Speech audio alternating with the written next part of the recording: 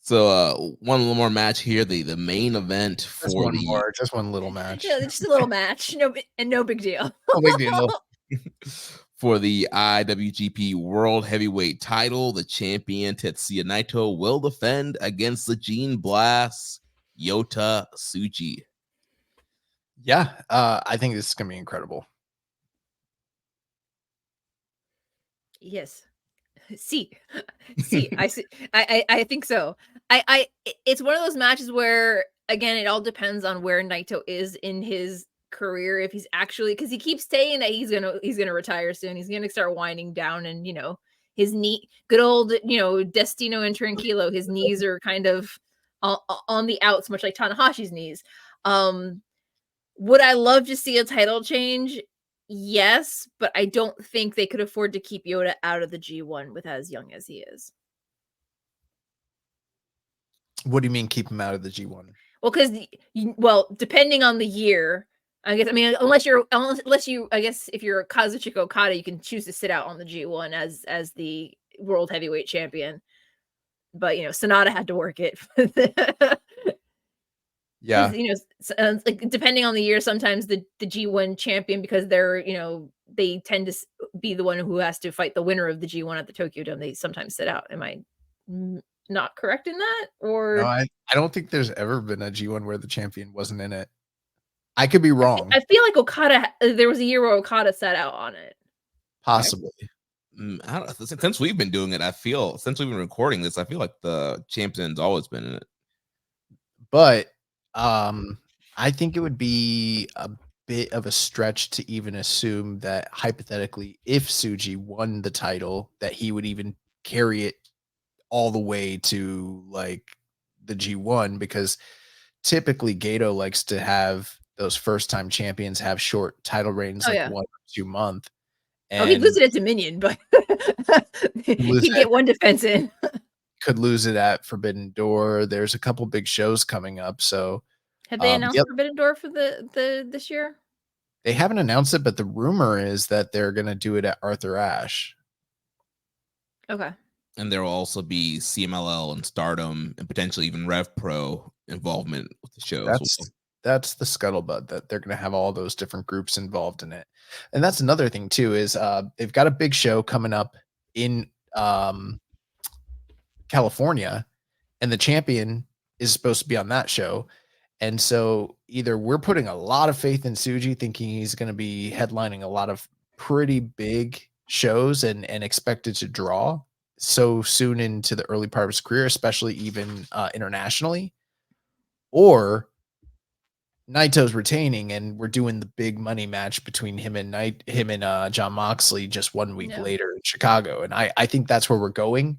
But Naito and Tsuji, they've got history. Naito was the guy that Tsuji chased all throughout his young lion phase, and they finally squared off just before he went on his excursion.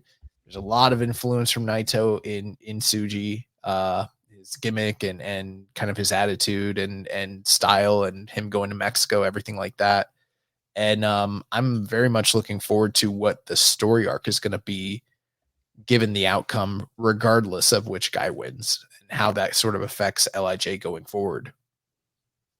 Yeah, I think it's going to be a very pivotal match for Tsuji. Also, he's already had a great world title main event, but I think the important thing here, compared to his peers, we saw when Umino came back and had that match with Naito, it wasn't a great match. And I think that match let a lot of people down.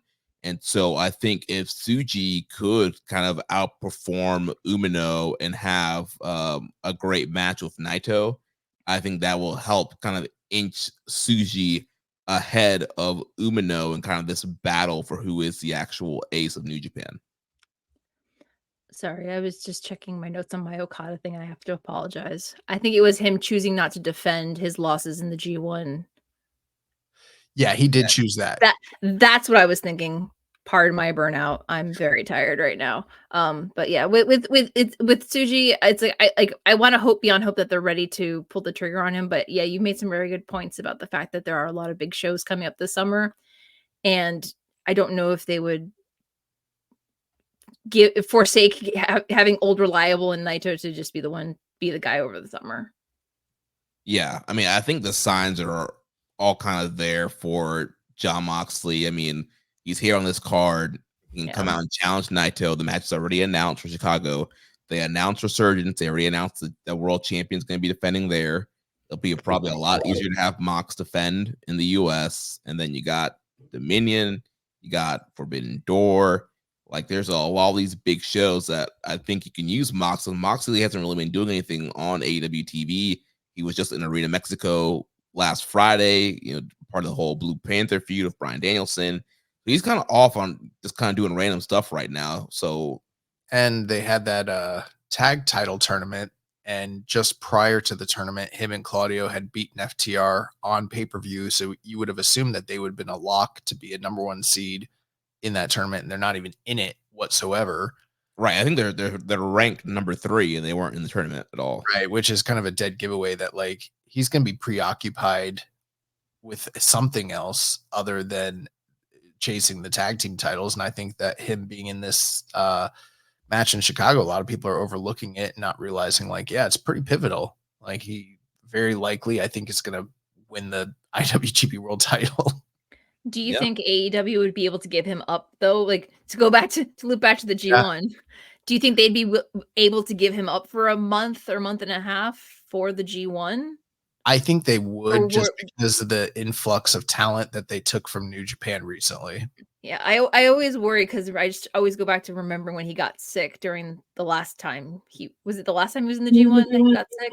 It wasn't even sick. It was he got injured and he was hurt, and that's the concern I have, and I think the concern Tony Khan would have is like how protected would he need to be? But again, are they going back to two block format? If they're doing the 4-block format, you could probably, that's a lot less strenuous. Put him in Umino's block. Put him in the young boy block where the young boys have to eat all the pins. Yeah, so I guess it just depends. And then the other thing too is who knows? He could even win the title and drop it prior to the G1 and just have a short reign. Maybe even drop it back to Naito in short succession. That's possible. Do 2 big money matches. It's hard to really predict this whole thing out long term, but I think it's very clear that this match is going to be great, but I don't think that night is Tsuji's night. Yeah, which will be, I know a lot of fans will be upset about that, but like I was saying before, I think it's all about Tsuji having a great performance, having a better performance than Umino did against Naito in the past, and just really establishing himself as a main eventer.